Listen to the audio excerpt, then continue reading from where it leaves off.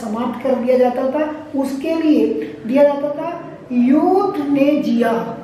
Euthanasia, जो लोग विकलांग होते थे उनको यूथनेजिया कहकर पुकारा जाता था। ठीक। और चयन और संक्रमण मुक्ति आदि शब्दों से व्यक्त किया जाता था।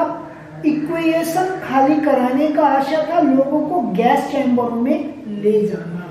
ठीक। अगर कोई स्थान कहीं में लिखा हुआ है खाली कराना, इक्वेशन, तो इसका मतलब वहां पर रहने वाले लोगों को गैस चैम्बरों में ले जाकर उनको सामूहिक मृत्युदंड दिया जाता था।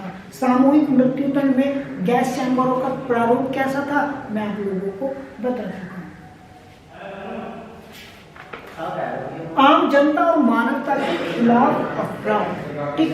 नाज़ियों ने अपने शासन काल में जो आम जनता की, जो जर्मनी के लोग थे, जो जर्मनी के नागरिक थे, उनके खिलाफ क्या किया, अपराध की सारी सीमाएं लगा दी। ठीक। अब उन्होंने किस प्रकार अपराध किया, बहुत सारे लोग नाज़ी शब्दांतदार और धुआंधार प्रचार के शिकार हो गए।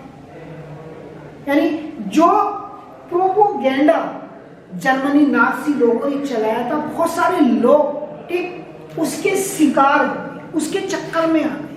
ठीक। एक के बाद एक के प्रति ठीक ऐसा बुरा व्यवहार होता रहता था, लेकिन वो कुछ नहीं कर सकते थे, चाहकर भी उसका विरोध नहीं कर सकते थे।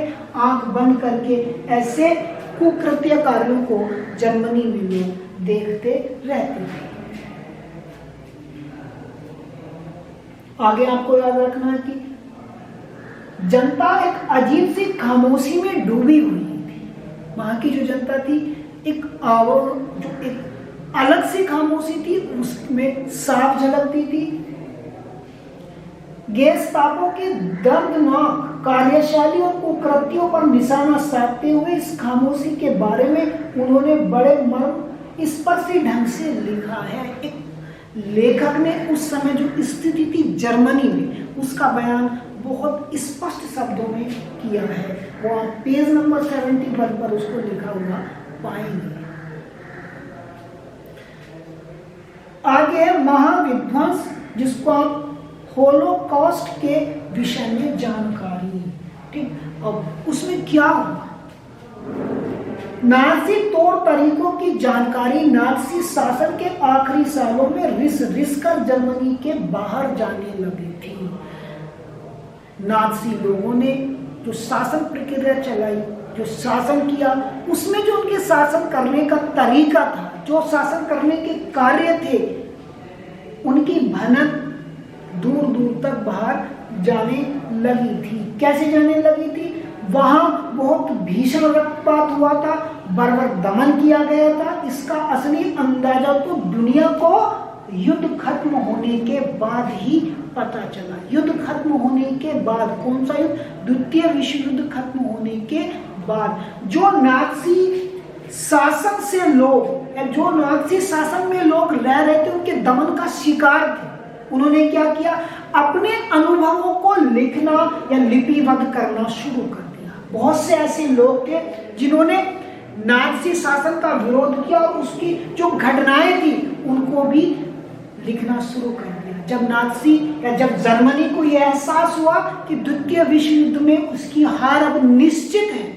तो उसने ऐसे संकलनों, ऐसे सूचियों, ऐसे जो संकेत थे जिससे नाज़ी शासन के विषय में जानकारी मिलती थी, उसके द्वारा किए गए शासन कार्यों के, उसके द्वारा जो किए हुए नृशंस कार्य थे, उनके विषय में जानकारी मिलती थी, उनको समाप्त करना शुरू कर दिया।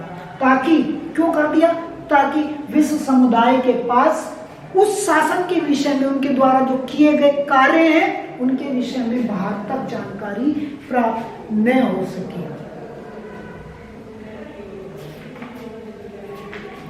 नीचे एक लाइन आप देखेंगे कि दुनिया के बहुत सारे हिस्सों में स्मृति लेखों, साहित्य, वृत्त चित्रों, शायरी, स्मारकों और संग्रहालयों में इस महाविध्वंस का इतिहास और स्मृति आज भी जिंदा है। ठीक। अगर आप जर्मनी के ऐसे स्थानों को तलाशेंगे जो नाज़ी शासन काल में स्थित थे, तो उसको देखने के बाद आप स्पष्ट अनुमान कर सकते हैं, अनुमान लगा सकते हैं कि वहां किस प्रकार का शासन रहा होगा। ये सारी चीजें उन लोगों के लिए एक श्रद्धांजलि है, एक सहानुभूति है, जिन्होंने उन काले दिनों में भी प्रतिरोध का साहस दिखाया, उन मुश्किल समय में भी क्या किया, प्रतिरोध किया, उनका मुकाबला किया, ठीक, या उस सोच का डटकर मुकाबला किया। उन लोगों के लिए भी ये सारी बातें शर्मनाक यादगार हैं, जिन्होंने ये जुल्म उठाया, और उनके लिए चेतावनी की आवाजें हैं, जो खामोशी से सब कुछ देखते रहे, जो खामोश होकर ये सब देखते रहे, उनके लिए भी चेतावनी है। और जिन्होंने इनको सहा, उनके लिए श्रद्धांजलि है। ऐसे अवशेष आपको स्मृति लेखों, ठीक, चित्रों, ठीक, और संग्रहालयों और स्मारकों में अवश्य देखने के लिए मिल जाएंगे। ऐसी ही कुछ चीजें आपकी बुक में भी दिखाई गई हैं, और बुक में आपको साफ साफ दिखाई दे रहा है। महात्मा गांधी जी ने हिटलर के लिए कुछ पत्र लिखे हैं, वो आपकी बुक में दिखाई दे रही है।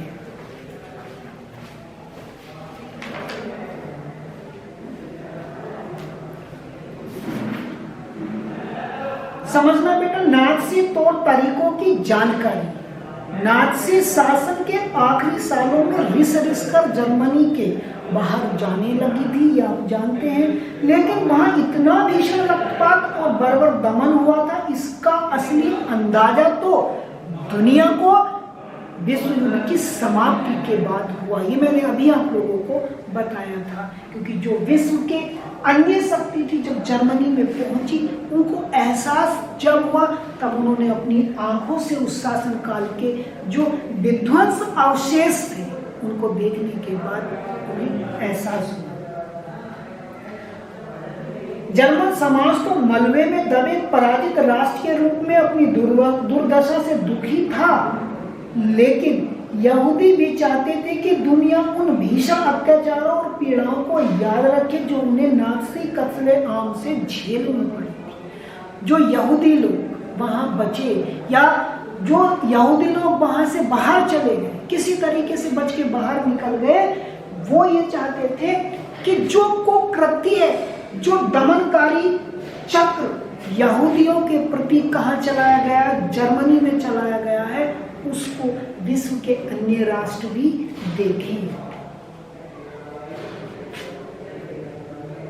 इन्हीं नाज़ी कत्लेआमों को महाविध्वंस भी कहा जाता है, होलोकॉस्ट के नाम से भी जाना जाता है, जहां उनको जो कत्लेआम का महाविध्वंस जो अवशेष हैं, उनको हम होलोकॉस्ट के नाम से जानते हैं।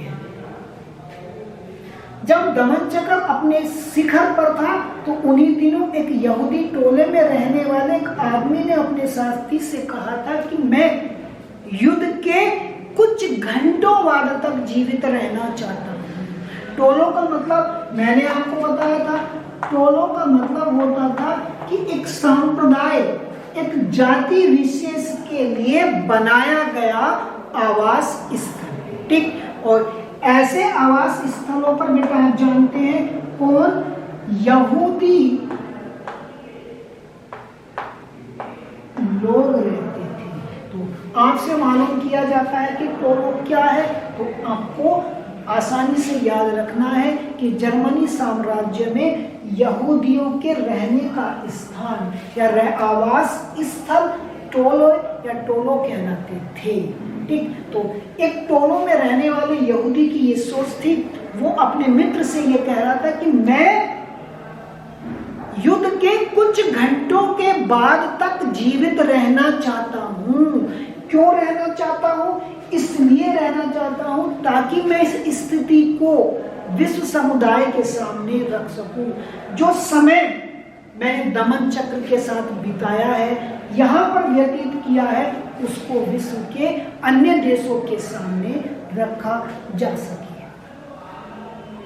शायद वह दुनिया को यह बताकर जाना चाहता था कि नाज़ी जर्मनी में क्या हो रहा है, क्या हुआ है या क्या हो रहा है।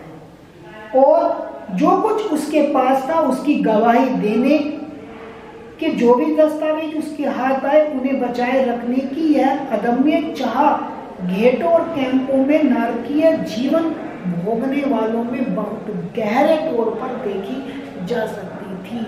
ऐसे लोग जो ऐसे स्थानों पर रहते थे उन्होंने जो अनुभव किया वहां स्पष्ट रूप से ऐसी चीजें दिखाई दे सकती थी। तो इसलिए कुछ लोग जो यहूदी लोग थे वो ये चाहते थे कि युद्ध के कुछ समय बाद तक वो जीवित रहे ताकि अपने बिताए हुए समय को वो दुनिया के सामने रख सके। ठीक, इससे आगे की चर्चा हम अगली वीडियो में